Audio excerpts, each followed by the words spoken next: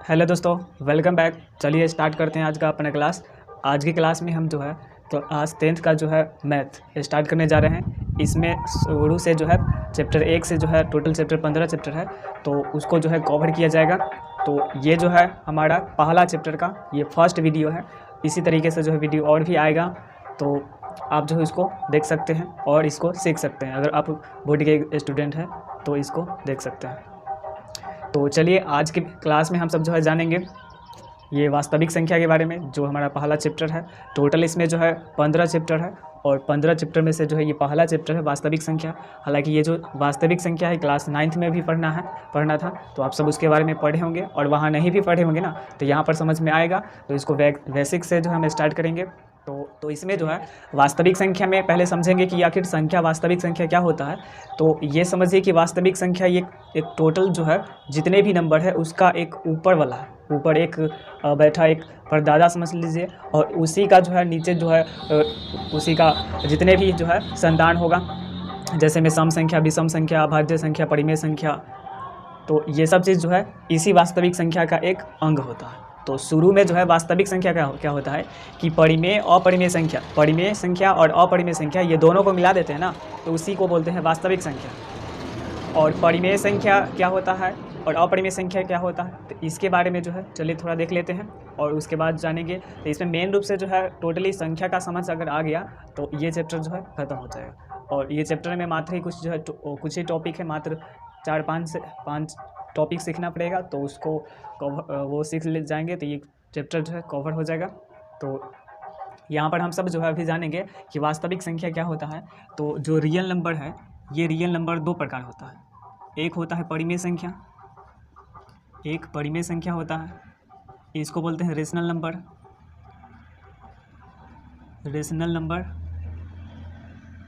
अब दूसरा जो होता है अपरिमेय संख्या। वास्तविक संख्या दो प्रकार हुआ, परिमेय संख्या और अपरिमेय संख्या। इसको दो रूपों में बांट देते हैं। इसको बोलते हैं इरेशनल नंबर। तो ये इरेशनल नंबर हुआ। परिमेय संख्या क्या होता है कि वैसी संख्या जो p/q के रूप में लिखा जाए और q = नॉट 0। मतलब क्या हुआ कि ये संख्या होगा p/q के रूप में होगा, बटा में होगा। ये संख्या जो है p/q के रूप में होगा, और कंडीशन ये है कि q का मान जो है 0 कदापि नहीं होगा, कभी भी नहीं होगा। अब ऐसा क्यों? जैसे अगर इसका अगर कुछ एग्जाम्पल देखा जाए तो एग्जाम्पल अगर लिखते हैं 5, तो 5 क्या हो गया? परिमेय संख्या हुआ। क्यों परिमेय संख्या? क्योंकि इसके नीचे जो है कोई भी संख्या के नीचे जो है एक छिपा होता है। तो 5 को हम लिख सकते हैं 5/1, 5/1 लिख सकते हैं। तो यहाँ पर p के जगह पर 5 है और q के जगह पर 1 है। तो ये जो 5 है वो कौन सी संख्या हो गया? परिमेय संख्या हो गया। फिर अगर लिखते हैं 9/4, तो ये कौन सी संख्या है? बटा में p/q के रूप में है और q का मान 0 नहीं है, तो ये परिमेय संख्या है। वहीं पर अगर लिखते हैं 0/5, तो हालांकि इसका रिजल्ट देखेंगे, इसको अगर भाग दे के देखेंगे तो 0 आएगा, लेकिन ये एक परिमेय संख्या है। ये जो है परिमेय संख्या है। तो परिमेय संख्या क्या हुआ कि p/q के रूप में लिखा जाएगा और q का मान 0 नहीं होगा, उसी को परिमेय संख्या बोलते हैं। इससे जो है ऑब्जेक्टिव भी क्वेश्चन पूछा जाता है। तो यहाँ पर मेन उससे पूरा का पूरा अगर समझ जाएगा ना कि परिमेय अपरिमेय होता क्या है, तो कोई भी क्वेश्चन पूछा जाए, ऑप्शन दिया जाए, कितना भी जो है फंसा के ऑप्शन दे दिया जाता है, तो अभी जो है ये फंसा दिया जाता है। विद्यार्थी को जो है बोर्ड परीक्षा में जो है फंस जाना होता है, तो हम सबको फंसना नहीं है। तो यहाँ पर जो है ये रहा परिमेय संख्या। अब देख लेते हैं कि अपरिमेय संख्या कौन कौन होता है। तो अपरिमेय संख्या क्या है कि p/q के रूप में ये होता ही नहीं है, p/q के रूप में होता ही नहीं है। और अगर जो संख्या p/q के रूप में ना हो, तो p/q के रूप का नहीं हो, और जब p/q के रूप का होगा ही नहीं तो क्या मतलब इसमें q का मान 0 रखने से क्या फ़ायदा? तो कुछ अपरिमेय संख्या को पहचान जाइए तो पता चल जाएगा। तो देखा गया है कि अधिकांश जो अपरिमेय संख्या है ना, वो उसका जो पावर होता है, वो संख्या का जो घात होता है वो आ जाता है बटा में आ जाता है। मतलब क्या हुआ कि जैसे कोई भी संख्या अगर लिखते हैं, अब 5 लिखें, तो 5 का घात जो है, इसका जो डिग्री है, घात या डिग्री या फिर पावर बोलिए, तो कोई भी संख्या का वास्तविक पावर जो है 1 हो जाता है। तो 5 को हम लिख सकते हैं 5 का पावर 1, तो ये इसका वास्तविक पावर है। अब यहीं पर 5 का पावर 2 लिख देते हैं, 5 का स्क्वायर। तो इसका क्या मतलब होता है? 5 को 2 बार लिखना है, तो कितना हो जाता है? 25 हो जाता है। लेकिन जब इसी संख्या का पावर अगर हो जाए 1/2। मतलब पहले क्या था, 5 का पावर 1 था। नॉर्मली कोई भी संख्या है तो उसका घात कितना होता है, तो उसका घात जो है 1 होता है। और जब उसी संख्या का पावर जो है आधा हो जाए, आधा 1/2 हो जाए, तो इसी संख्या को हम लिख लेते हैं रूट के अंदर। ये जो है ये रूट है, तो रूट के अंदर इसी को लिख देते हैं। इसको आप जो है खोपचा भी बोल सकते हैं। क्या बोल सकते हैं? खोपचा। यानी जब इसका घात जो है आधा होता है तो उसको खोपचा में रख दिया जाता है। ये रूट के अंदर रख दिया जाता है, इसको रूट बोलते हैं। और ये रूट में इसलिए है क्योंकि उसका जो है, और जैसे रूट को समझिए कि एक ऑपरेशन थिएटर है, और वहाँ पर ऑपरेशन थिएटर में वही जाता है जिसको कुछ ना कुछ बड़ा ही बीमारी होगा, बड़े टाइप का कुछ बीमारी हो ऑपरेशन करने के लिए। तो क्या है कि ये जो 5 है, नॉर्मली कोई भी 5 है उसका पावर तो 1 है, 5 का स्क्वायर है, तो ये नॉर्मली ठीक है। ये जो है ये सब संख्या ठीक है, लेकिन यहाँ पर ये अपाहिज होल है।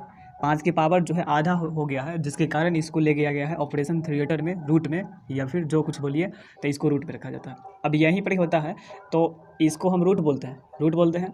और नॉर्मली इसके बारे में और अच्छा से देखेंगे तो इसको करनी बोला जाता है, सर्ड्स बोला जाता है, करनी बोलते हैं। फिर अगर इसी का पावर जो है, तो इसका पैटर्न ये चलता है कि अगर मान ली कि कोई संख्या ए है, ए जो है कोई अचर संख्या है, और इसका पावर जो है m/n है, ए की पावर m/n है, तो इसको क्या करते हैं, इसको लिखते हैं जो नीचे वाला जो है, और पावर में देखेंगे तो m/n में जो है नीचे में है, उसको क्या कर दिया जाता है, उसको ये जो रूट दिख रहा है, खोपचा जो दिख रहा है, और इसका जो बंसी टाइप का जो दिख रहा है ना, इस तरीके से फंसा वाला, तो उसमें रख दिया जाता है n को। और यहाँ पर संख्या चल गया रूट में, खोपचा में, और यहाँ पर ऊपर जो पावर m है तो उसको यहाँ लगा दिया जाता है। तो इस तरीके से लिखा जाता है। अब इसको भी वैसे लिख सकते हैं, तो वैसा तो है ही लिखा गया, बशर्ते यहाँ देखिए, यहाँ पर इसके नीचे क्या है, 2 है, तो 2 लिख देंगे, और इसको कहाँ पर रखेंगे, तो ये बंसी में फंसा देंगे, मछली जो है फंस गया। और यहाँ 5 है तो 5 लिखे, और इसका ऊपर वाला पावर कितना है, तो 1 है, तो 1 लिख दिए। तो इसी को आगे बनाएंगे तो √2, अब पावर जो है 5 है, तो 5 का पावर 1, तो 5 तो होता है। तो ये रहा। तो ये एक पैटर्न है, ये जो है समझ सकते हैं कि ये फार्मूला है, ये घातांक का फार्मूला में से एक फार्मूला ये भी है। तो ये सब आप पढ़े होंगे, नहीं भी पढ़े होंगे ना तो कोई दिक्कत नहीं है, यहाँ पर सब कुछ समझ में आने वाला है।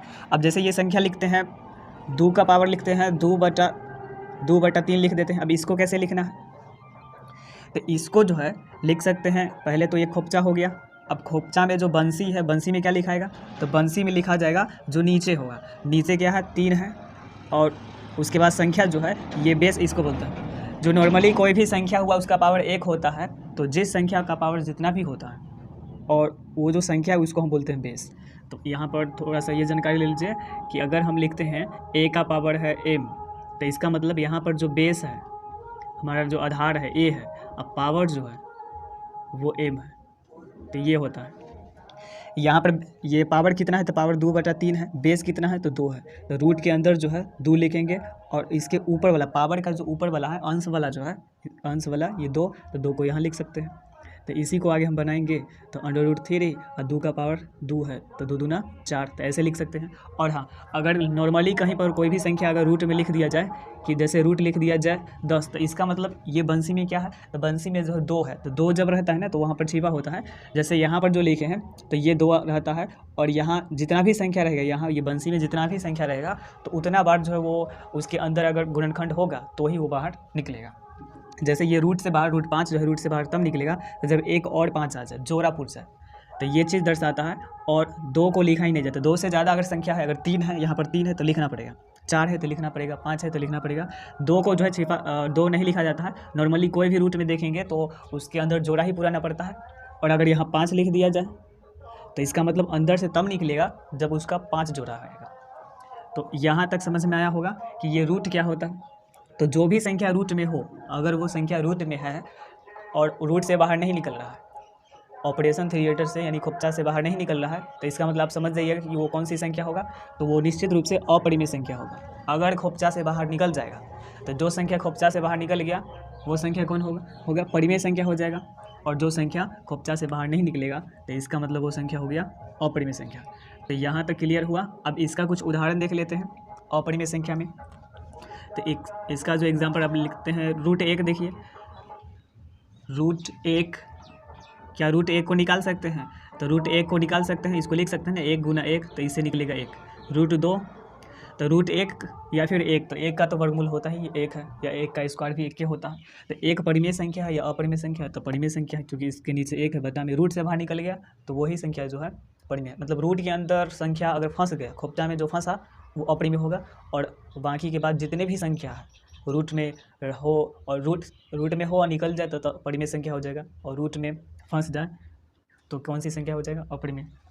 अब रूट 2 है, तो रूट 2 जो है ये क्या रूट से बाहर निकलेगा, तो ये समझिए कि फंस गया, ये जो है फंस गया, ये निकलेगा ही नहीं, इसका जोड़ा पूरेगा नहीं, तो ये कौन सी संख्या है, तो अपरिमेय संख्या, तो ये रहा अपरिमेय। उसके बाद रूट 3 देखिए, तो रूट 3 जो है निकलेगा, ये जो है रूट से बाहर निकलेगा तो नहीं निकलेगा, इसका जोड़ा लगेगा ही नहीं, तो नहीं निकलेगा, तो अपरिमेय संख्या हो गया। उसके बाद रूट 4, तो इससे जो हम निकाल सकते हैं 2 गुना 2 करके, 2 दूना 4, इसका 2 का जोड़ा लग गया है, तो इसमें से 1 ठो 2, और जब रूट से बाहर निकल जाएगा वो आज़ाद हो जाएगा, आज़ाद है तो वो परिमेय बन जाएगा। तो ये समझ में आया होगा कि परिमेय और अपरिमेय संख्या। अब इससे रिलेटेड कुछ उदाहरण लेते हैं।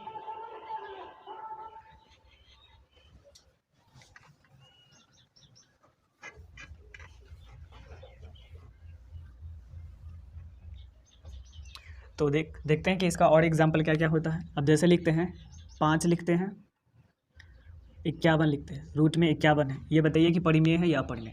तो 51 को बाहर जो है निकाल के देखेंगे, बाहर निकाल के देखेंगे तो 51 को लिखते हैं, 3 से लग जाएगा 17। अब 17 नहीं लगेगा तो 3 गुना 17, तो ये क्या बाहर निकला, नहीं निकला, इतना ही रह जाएगा, रूटे में रह जाएगा। तो ये कौन सी संख्या हो जाएगा, अपरिमेय संख्या, तो ये अपरिमेय संख्या हो गया।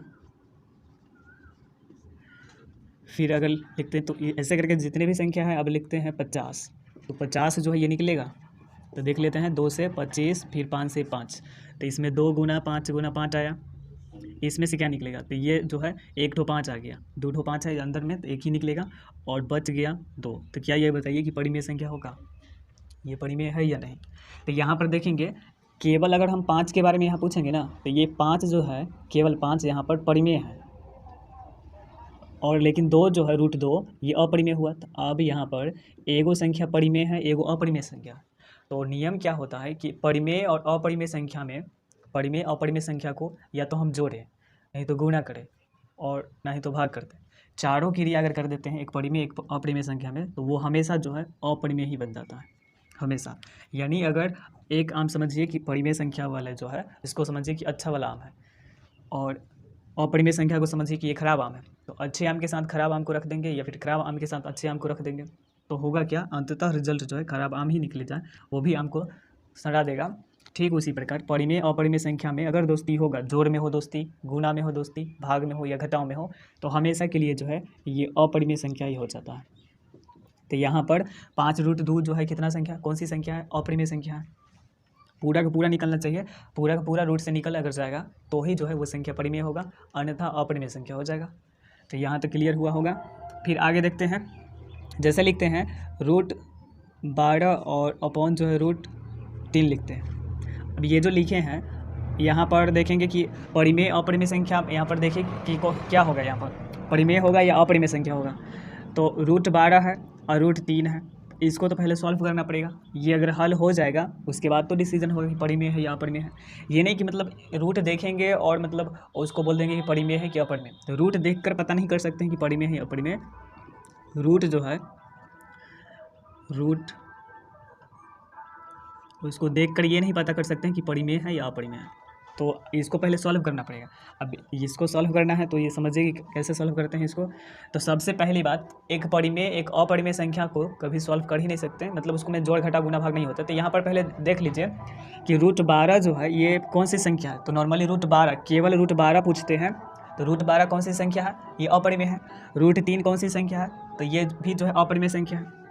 अब ये दोनों रूट में है ना, तो इसको क्या कर सकते हैं कि एक ही रूट में रख सकते हैं। अब वो कैसे, तो जैसे अगर मान ली कि एक बाल्टी है जिसमें 2 लीटर दूध है और एक बाल्टी है कि 3 लीटर दूध है, तो दोनों बाल्टी जो है बांधा हुआ है, दोनों बाल्टी जो है मतलब उसमें व्यस्त है, दोनों बाल्टी में कुछ ना कुछ है। तो क्या किया जाए कि एक बाल्टी वाला दूध जो है दूसरे बाल्टी में रख देते हैं, एक ही रूट में रख देते हैं।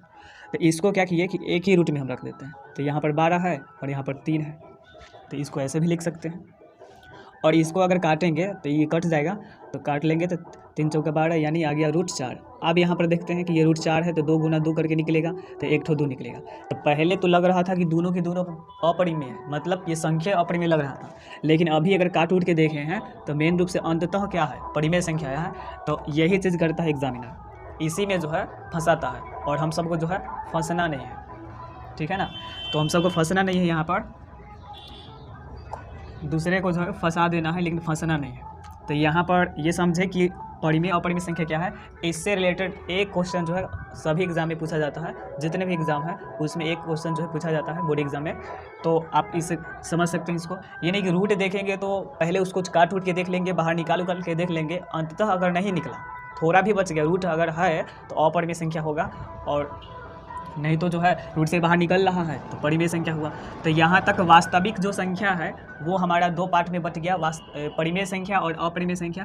तो परिमेय और अपरिमेय संख्या आप जो है समझे होंगे। एक और क्वेश्चन हम दे रहे हैं, आप इसको बना के बताइएगा कि ये जो है कौन सी संख्या है। √75 अपॉन जो है √48 है, ये कौन सी संख्या है। तो नॉर्मली देखेंगे 75 है तो 75 तो निकलेगा नहीं, 48 है तो ये भी निकलेगा ही नहीं, बच जाएगा। तो फिर से जो है इसको सॉल्व करना होगा, ये नहीं कि देख के हम पता नहीं कर सकते हैं कि परिमेय है या अपरिमेय, सॉल्व करना पड़ेगा। इसको आगे बढ़ा देते हैं, तो सबसे पहले इसको एक ही रूट में रख देते हैं 75 और ये 48, और काट के देखेंगे। तो काटेंगे तो 2 से तो नहीं कटेगा दोनों, 3 से काट लेते हैं। 3 से काटने का नियम है कि उसका जो सम डिजिट है, सम डिजिट का मतलब 75 का सम डिजिट जो है 7 5 को जोड़ेंगे तो 12, जो 3 से कट जाता है इसलिए 3 से कटेगा।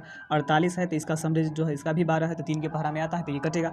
तो यहाँ पर ये 3 के पहाड़ा से कट जाएगा, तो कितना बार में कटेगा, तो देखिए कि 25 को 3 से गुना करते हैं 75, और 16 को 3 से गुना करते हैं 48, मतलब हुआ 25 हुआ और ये 16 हुआ। अब जो है नहीं कटेगा, तो काट उठ के अच्छा से देख लेंगे, और अच्छा से देखने के बाद जो है उसको रूट से निकालेंगे। तो 25 को लिखेंगे 5 गुना 5, और 16 को लिख सकते हैं 2 गुना 2, 2 गुना 2, इसका इस तरीके से इसको लिखेंगे भाज्य गुणनखंड करके। तो यहाँ से जो है निकलेगा क्या, 1 ठो 5 निकला, और यहाँ से जो है निकला 2, इससे जो है निकलेगा 1 ठो 2, और इससे 1 ठो 2, तो 5/4। तो रियल में क्या पूछा गया था, पूछा गया था 5/4, लेकिन दिख रहा था ये, तो होता कुछ और है, दिखता कुछ और है। तो केवल इतना देख लेंगे, अब बोल देंगे कि अपरिमेय संख्या है, तब तो काम नहीं चलेगा, तब तो आप फंस गए, आप जो है फंस गए। तो फंसना नहीं है, पुष्पा जो है झुकता नहीं है, और हम लोगों को क्या है नहीं होना है, तो हम सबको फंसना नहीं है, फंसाना है। तो 5/4 जो है ये कौन सी संख्या था, पूछा गया था कि √75/√48, तो ये संख्या कौन सी है।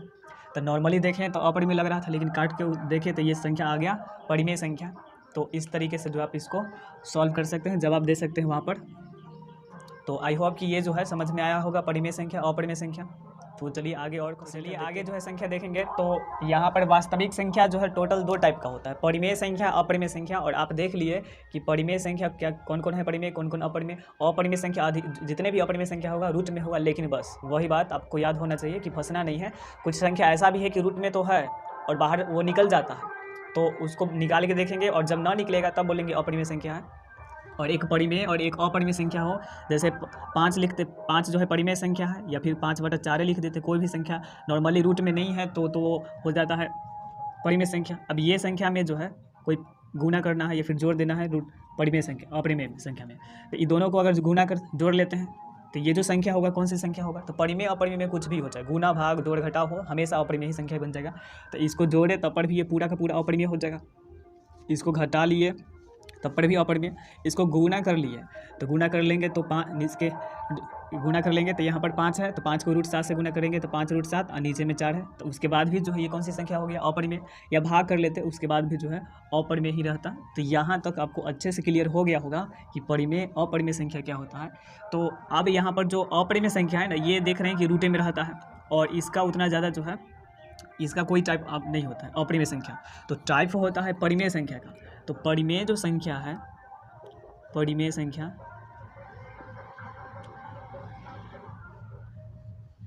परिमेय संख्या में देखेंगे तो ये जो है आगे चल के 2 भागों में इसको बांट देते हैं। एक संख्या जो है ऋणात्मक संख्या, एक ऋणात्मक संख्या होता है, और एक संख्या जो है ऋणात्मक मतलब जो नेगेटिव नंबर होता है, माइनस में नेगेटिव,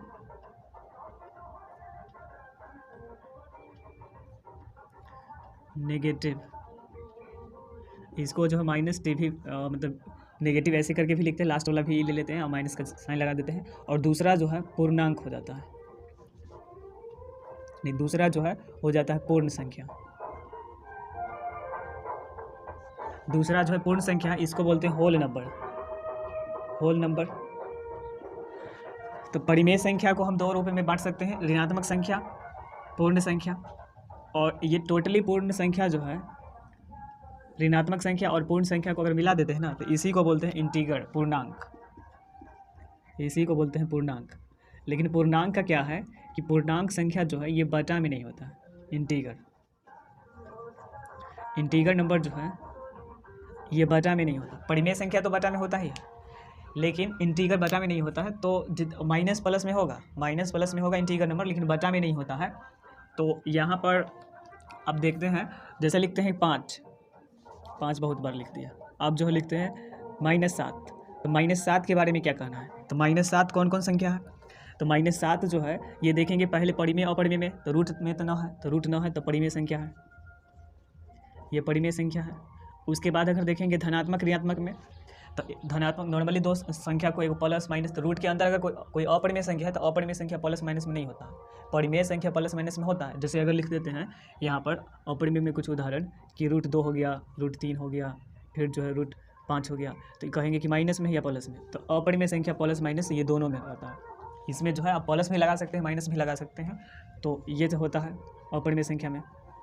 तो अपरिमेय संख्या को छोड़ दीजिए, परिमेय संख्या में देखेंगे जितने भी परिमेय संख्या है तो या तो वो प्लस में होगा, नहीं तो माइनस में होगा। मतलब ये एक वैरायटी है, अलग अलग रूपों में जो है बांट सकते हैं। तो संख्या इतना सारा बहुत सारा हो जाता है। तो अब परिमेय अपरिमेय में देखेंगे तो ये संख्या परिमेय है, धनात्मक ऋणात्मक में देखेंगे तो ऋणात्मक संख्या नेगेटिव नंबर है। उसके बाद अगर देखते हैं कि क्या ये पूर्णांक है, तो माइनस प्लस में रहे और बटा में न रहे तो वो संख्या पूर्णांक में होती है, यानी जितने भी ऋणात्मक है लेकिन बटा में नहीं होना चाहिए। और पूर्ण संख्या है, ये सब के सब क्या है, पूर्णांक संख्या होगा। तो ये संख्या जो है इंटीग्रल नंबर भी है, पूर्णांक संख्या है। उसके अलावे जो है ये जितने भी संख्या है, जितने भी अभी संख्या इसमें आएगा, सम विषम भाज्य भाज्य जो कुछ भी संख्या है, ये सब के सब जो है किस संख्या में आ जाएगा, वास्तविक। तो ये वास्तविक संख्या है, यानी कोई भी संख्या लिखते हैं, कुछ भी लिख देते हैं, रूट में हो, बटा में हो या भिन्न के रूप में हो, तो जितने भी भिन्न संख्या भी होता है ये बटा में जो है भिन्न का इसको बोलते हैं फ्रैक्शन। तो वो सब के सब तो परिमेय ही आ जाता है, तो उसी को यहाँ परिमेय बोलते हैं। तो वास्तविक संख्या बहुत बड़ा सा संख्या होता है। तो ऋणात्मक संख्या ये समझे कि ये माइनस में होता है, 0 से पहले आता है ये संख्या। जैसे लिखते हैं इसमें लिख देंगे, अगर -3 लिख देते हैं, -3/9 लिख देते हैं, -5/7 बटा में भी लिख सकते हैं, -9, तो ये सब के सब ऋणात्मक हो गया। और पूर्ण संख्या जो है वो 0 से स्टार्ट होता है, यानी पूर्ण संख्या 0 1 2 3, 0 से आगे जितने भी संख्या मिलेगा वो सब के सब जो है कौन सी संख्या होगा, पूर्ण संख्या हो जाएगा। लेकिन ये बटा में फिर नहीं होगा, बटा में पूर्ण संख्या होता नहीं है। फिर इसी पूर्ण संख्या को आगे जो है बांटते हैं, पूर्ण संख्या को हम बांट देते हैं, इसी में आ जाता है धनात्मक। पूर्ण संख्या को बांट देते हैं कि ये प्राकृत संख्या है, इसी के अंदर प्राकृत संख्या। तो प्राकृत संख्या में जो है क्या है कि इसको हटा दें, उसके बाद संख्या हो जाता है प्राकृत संख्या। प्राकृत संख्या को बोलते हैं नेचुरल नंबर, प्राकृत संख्या यानी नेचुरल नंबर। तो प्राकृत संख्या कौन होता है, तो जो संख्या 1 से स्टार्ट होता है। पूर्ण संख्या जो है 0 से स्टार्ट होता है, और प्राकृत संख्या जो है 1 से स्टार्ट होता है। तो ये संख्या 1 से शुरू होता है, यानी 1 के आगे जितने भी संख्या है तो उसको प्राकृत संख्या बोलते हैं। उसके बाद सम संख्या, सम संख्या, इवन नंबर, इवन नंबर। तो इवन नंबर जो है ये संख्या 2 से कट जाता है, 2 से विभाजित होता है, 2 से विभाज्य अगर है तो वो सम संख्या है। तो नॉर्मली ये सब चीज़ आपको पता होगा, सिर्फ रिवीजन करा रहे हैं आज। फिर जो है विषम संख्या, तो विषम संख्या जो है इसको बोलते हैं ओड नंबर, जो 2 से नहीं कटे, 2 से विभाज्य ना हो तो ओड नंबर होता है। तो ये सब संख्या हुआ इसको। तो इतना तक जो है समझ में आया होगा, सम संख्या, विषम संख्या, प्राकृत संख्या, परिमेय संख्या, पूर्ण संख्या, ऋणात्मक संख्या, परिमेय संख्या, अपरिमेय संख्या, और ये जितने भी संख्या देखें ना ये सब के सब क्या कहलाएगा, वास्तविक संख्या। तो फिर जो हम सब आगे देखेंगे और भी संख्या दो संख्या। तो एक बार जो है फिर से जो है हम सब देख लेते हैं पूरी जितने भी संख्या है उसका एक समरी देख लेते हैं, शॉर्टकट में देख लेते हैं। तो जो वास्तविक संख्या है ये टोटली जो है वास्तविक संख्या, इसके अलावा परिमेय अपरिमेय संख्या है, तो उसको फिर से एक बार देख लेंगे। धनात्मक संख्या जो है पॉजिटिव नंबर हुआ तो जो प्लस में होगा तो इसमें बटा में भी होगा। अब जैसे लिखते हैं कि जीरो से ये आगे ही होगा संख्या, जीरो से आगे जितनी भी संख्या मिलेगा वो सब के सब जो है प्लस में मिलेगा, पॉजिटिव नंबर होगा। तो जैसे 1 हो गया, 2 हो गया, 3 हो गया, फिर बटा में 4/5 लिखते हैं, 6/9 है, तो ये सब संख्या जो है पॉजिटिव नंबर है। फिर नेगेटिव में जो है जीरो से पहले हो जाएगा ये संख्या, संख्या रेखा पर देखेंगे तो जीरो से ये पहले मिल जाएगा। संख्या रेखा क्या होता है, तो ये जो है अगर संख्या रेखा है तो यहाँ जीरो है, जीरो के आगे जो है जितने भी संख्या मिलता है तो ये पॉजिटिव नंबर हो जाता है, और इससे पीछे जो है जितने भी संख्या होता है ये माइनस में मिलता है। तो जीरो के आगे यानी दाईं ओर जितने भी संख्या है वो सब के सब धनात्मक, और जीरो से पहले जो है जितने भी संख्या है बाईं ओर वो ऋणात्मक संख्या है। और जीरो न धनात्मक संख्या होता है न ऋणात्मक संख्या होता है, तो इसमें लिख सकते हैं -5, -3, -15, बटा में भी लिख सकते हैं 4/5, -6/9।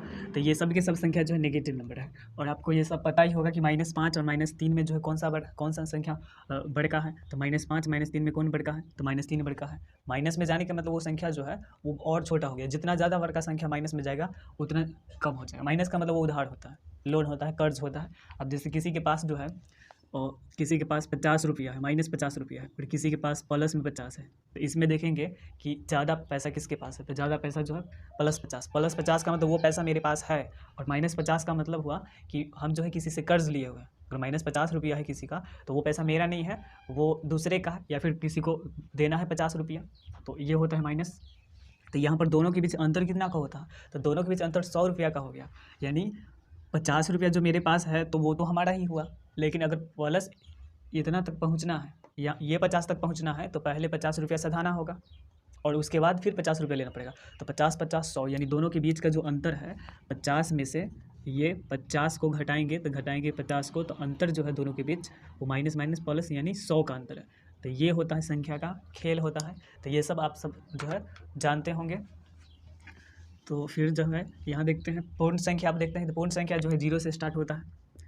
ये पूर्ण संख्या जो है जीरो से स्टार्ट होता है। अब जीरो से स्टार्ट करने का मतलब हुआ कि जीरो के आगे जितने भी संख्या मिलेगा ना वो सबके सब पूर्ण संख्या होगा, लेकिन ये बटा में नहीं होगा। जैसे लिख सकते हैं 0, 1, 2, 3, 4, अभी लिखे 5/7, ये पूर्ण संख्या नहीं है, बटा में होता ही नहीं पूर्ण संख्या। ठीक, ये सब होता है पूर्ण संख्या। उसके बाद प्राकृत संख्या, तो दोनों में अंतर बस ये है कि ये 1 से स्टार्ट हो जाता है और ये भी बटा में नहीं होता है। तो पूछा जाए कि सबसे छोटका पूर्ण संख्या, तो वो स्टार्टे हुआ है 0 से तो 0 हो जाएगा, और सबसे छोटका प्राकृत संख्या तो वो स्टार्ट हुआ है 1 से तो वो 1 हो जाएगा। लेकिन सबसे छोटका धनात्मक संख्या, अब धनात्मक संख्या कहाँ से स्टार्ट हुआ है ये पता ही नहीं है, कहाँ से स्टार्ट हुआ है। अब कह सकते हैं 0.001, तो वो संख्या पता नहीं होती, इसमें छोटा बड़ा होता ही नहीं। और वहीं सबसे जो है बड़ी पूर्ण संख्या, तो ये किसी को भी नहीं पता है क्योंकि संख्या का अंत ही नहीं है। सबसे छोटे जो है पूर्ण संख्या पता है कि 0 है, सबसे बड़े का जो है प्राकृत संख्या वो भी नहीं पता है, लेकिन सबसे छोटी जो है प्राकृत संख्या वो 1 है। फिर पूर्णांक संख्या, तो ये संख्या जो है ऐसा है कि ये दोनों में खुश है, प्लस में भी रहता है माइनस में भी रहता है। जैसे -5 रख दीजिए, +5 रख दीजिए, 0 रख दीजिए, यहाँ तक 0 भी पूर्ण संख्या ही है। 2 रख दीजिए, -2 रख दीजिए, 5, 7 रख दीजिए, -8 रख दीजिए। तो ये सब के सब जो है पूर्णांक है, बशर्ते इसमें भी बटा में नहीं होगा। अब बारी है सम संख्या, तो इसके नीचे जो है जो भी संख्या होगा ये सब बटा में होने वाला नहीं है। इसके नीचे जो भी संख्या है वो बटा में नहीं होता, भिन्न के रूप में नहीं होता, वो दिखता ही नहीं है। अब सम संख्या है, तो इसको जो है प्राकृत संख्या को ही बांट देते हैं सम विषम में। तो प्राकृत संख्या में से जो है जो गिनती में जो संख्या प्राकृत संख्या 1, 2, 3, 4, 5, इसी में वैसा संख्या को सम संख्या बोलेंगे, इवन नंबर बोलेंगे, जो 2 से कट जाएगा। 2 से जो कट गया मतलब 2 से जो फंस गया, यानी 2 से फंसा, 2 जो है जिसको फंसा देगा वो संख्या कौन सी संख्या हो जाएगा, सम संख्या हो गया। तो जैसे देखिए 2 जो है खुद ब खुद फंस जाएगा, फिर 4 को फंसा देगा मतलब 4 को काट देगा, 6 को, 8 को, 10 को, 12 को, 14 को, 16। अब ये में 2.5 या 1.5 नहीं चलेगा, बटा में चलता ही नहीं है। बस पहले बता दिए कि ये संख्या जो है बटा में चलता ही नहीं। इसके नीचे जितने भी संख्या 16 हो गया, 18 हो गया, 20 हो गया, 22 हो गया, डॉट डॉट, तो ये जितने भी संख्या है जो 2 से कट जाएगा, 2 से फंस जाएगा, मतलब वो कौन सी संख्या हो जाएगा, तो वो संख्या जो है सम संख्या हो जाएगा, इवन नंबर हो जाएगा। तो इतना जो है आपको क्लियर हो गया होगा। फिर आगे देखते हैं, ये जो संख्या विषम संख्या है, तो ये जो है संख्या 2 से फंसता ही नहीं, 2 से विभाजित नहीं होता। तो 1 हो गया, 3 हो गया, 5 हो गया, 7 हो गया, 9 हो गया, 11 हो गया, 13 हो गया, 15 हो गया, 17 हो गया, तो ये सब संख्या जो है 2 से फंसने वाला नहीं है। तो आपको भी नहीं फंसना है कि इसमें जो है सम संख्या विषम संख्या है। सम विषम आपको ये समझ में आ गया होगा। उसके बाद है भाज्य संख्या। आप देखिए कि भाज्य संख्या कौन संख्या है। तो ये जितने भी संख्या है हम बताएं कि ये जो है प्राकृत संख्या से ही लिया गया है। ये सब संख्या प्राकृत संख्या में ये कहीं ना कहीं होगा। भाज्य संख्या क्या होता है, और भाज्य संख्या को कंपोजिट नंबर बोलते हैं और भाज्य संख्या को जो है प्राइम नंबर बोलते हैं। तो भाज्य संख्या का एक और नाम है, इसको को प्राइम भी बोला जाता है। और हिंदी में देखेंगे तो इसको बोलते हैं योगिक संख्या, और इसको जो है योग रूट संख्या बोलते हैं। तो ऐसे और नाम होता है। तो नॉर्मली ये फेमस है भाज्य भाज्य में। तो भाज्य संख्या क्या है कि ये संख्या जो है भाज्य संख्या, अब बताइए कोई भी संख्या होगा, अगर उस संख्या में एक से भाग देंगे तो वो तय है कि कट जाएगा। वो संख्या एक से भाग लगाएंगे, कोई भी संख्या अगर 15 है तो 15 में एक से भाग लगाएंगे तो कटेगा। तो ये हुआ। और उसी संख्या में देखेंगे कि उसी संख्या से भाग लगाएंगे, जैसे 15 को 15 से अगर भाग लगाते हैं उसके बाद भी कटता है। तो यहाँ तक तो सब क्लियर है। कोई संख्या है, अब जैसे लिखते हैं संख्या 7 लिखते हैं, तो 7 क्या है कि ये इसको 7 से कटेगा, ये कटेगा किससे, किस किस से ये फंस जाएगा, तो 1 से फंस जाएगा। मतलब फंसने का मतलब यहाँ पर कट गया। तो 1 से ये फंसा, फिर 7 से फंसा, और कोई संख्या से फंसेगा, और कोई संख्या से ये फंसेगा क्या, तो ये और कोई संख्या से फंस ही नहीं सकता।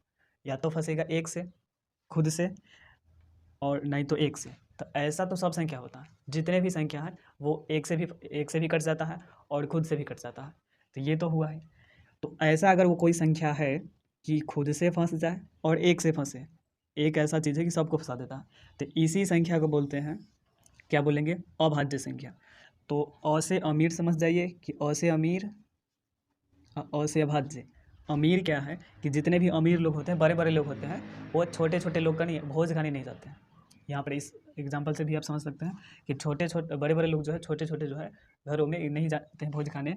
तो यहाँ पर बड़का कौन कौन है, तो एक जो है सबसे बड़ा है जो कहीं भोज खाने जाता ही नहीं, लेकिन एक का सब आता है भोज खाने, मतलब एक जो है सबको खिलाता है, एक जो है सबको काट देता है, जितने भी संख्या है सबको एक काट देता है।